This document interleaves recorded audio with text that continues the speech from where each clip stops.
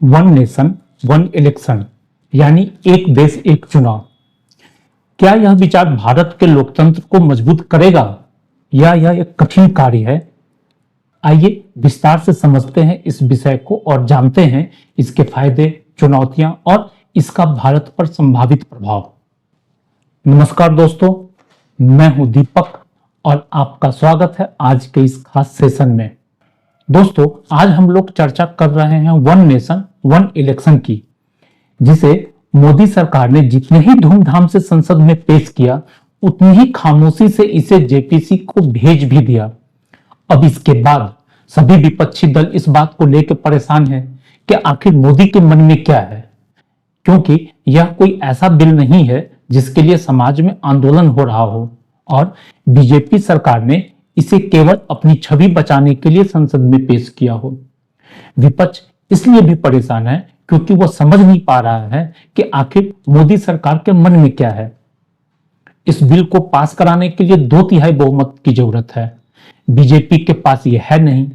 फिर आखिर क्या प्लान है नरेंद्र मोदी का? तो चलिए जानते हैं वन नेशन वन इलेक्शन के बारे में सरल और स्पष्ट भाषा में। लोकसभा में मंगलवार यानी 17 दिसंबर को एक देश एक चुनाव के लिए 129वां संशोधन बिल पेश किया गया। बिल को पेश करने के लिए सरकार के पक्ष में 269 और विपक्ष में 198 मत पड़े। ऐसे में यह प्रस्ताव रखा जा सकता था और केंद्रीय कानून मंत्री अर्जुन राम मेघवाल ने प्रस्ताव पेश भी किया। इन सभी घटनाओं के बीच एक बेहद रोचक और महत्वपूर्ण घटना घटी, जिसके संकेत काफी गहरे और दूरगामी हो सकते हैं। यह थी भाजपा द्वारा व्हिप जारी करने के बावजूद कुछ सांसदों का एब्सेंट रहना।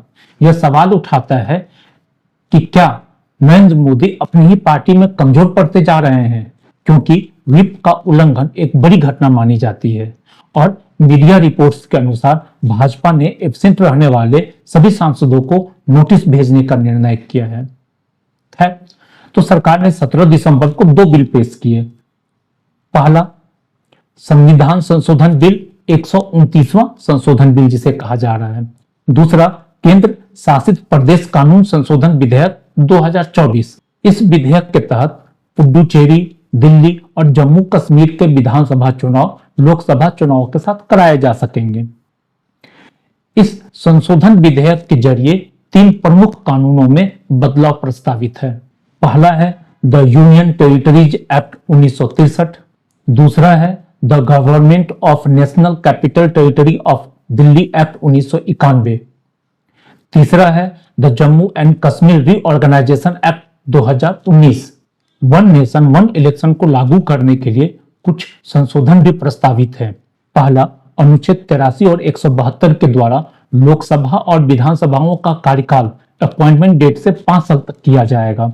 दूसरा, अनुच्छेद 327 में चुनाव कराने से जुड़े कानून बनाने में संसद की शक्तियों को बढ़ाना शामिल होगा।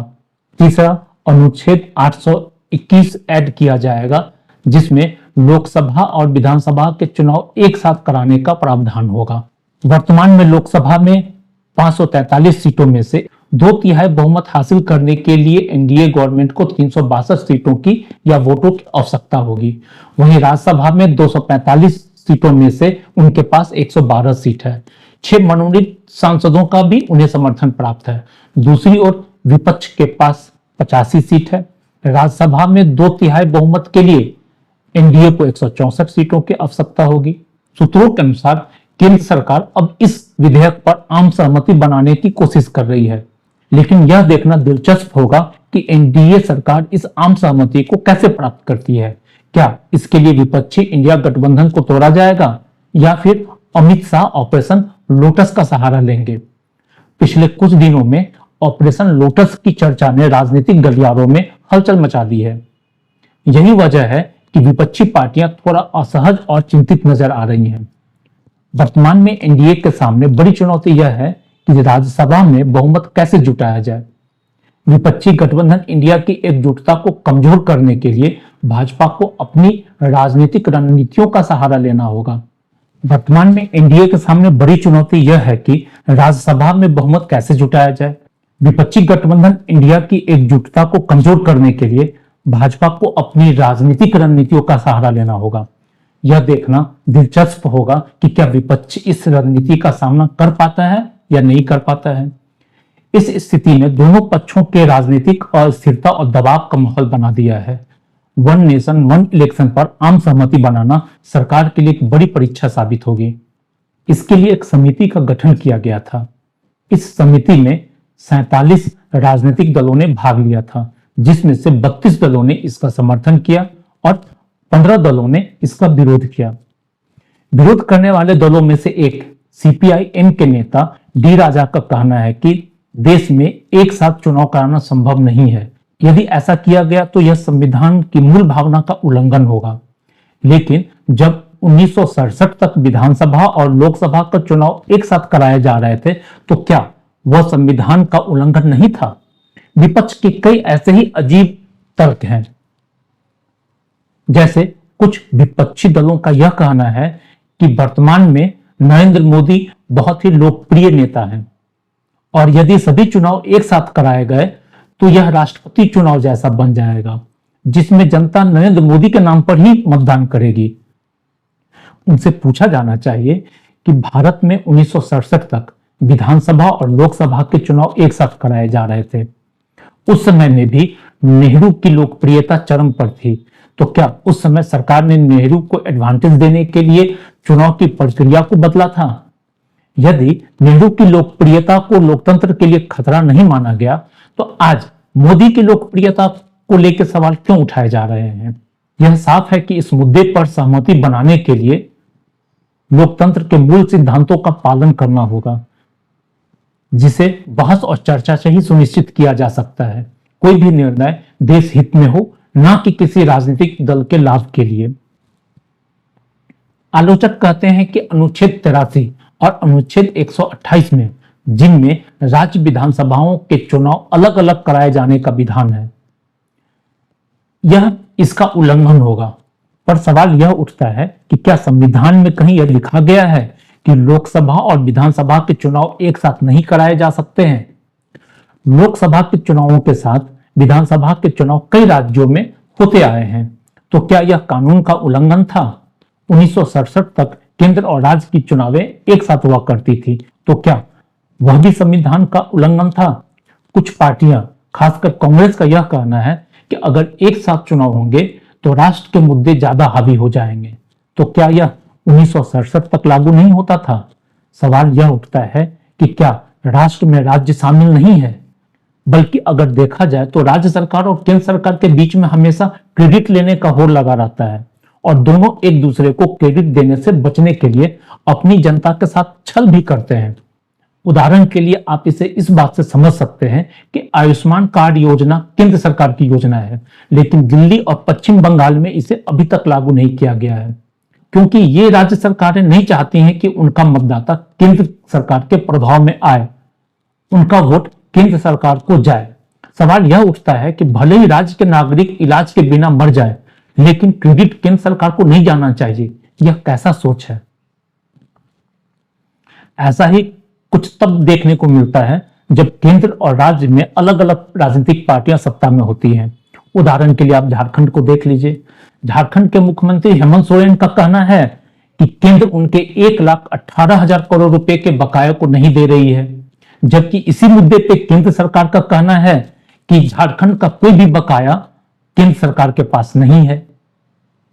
ऐसे में आप इसे इस तरीके से समझ सकते हैं कि ये एक टेनिस बॉल की तरह खेला जा रहा है, कभी बॉल इनके कोर्ट में, कभी बॉल उनके कोर्ट में, और सारा लॉस या हानि राज्य की जनता को उठाना पड़ रहा है।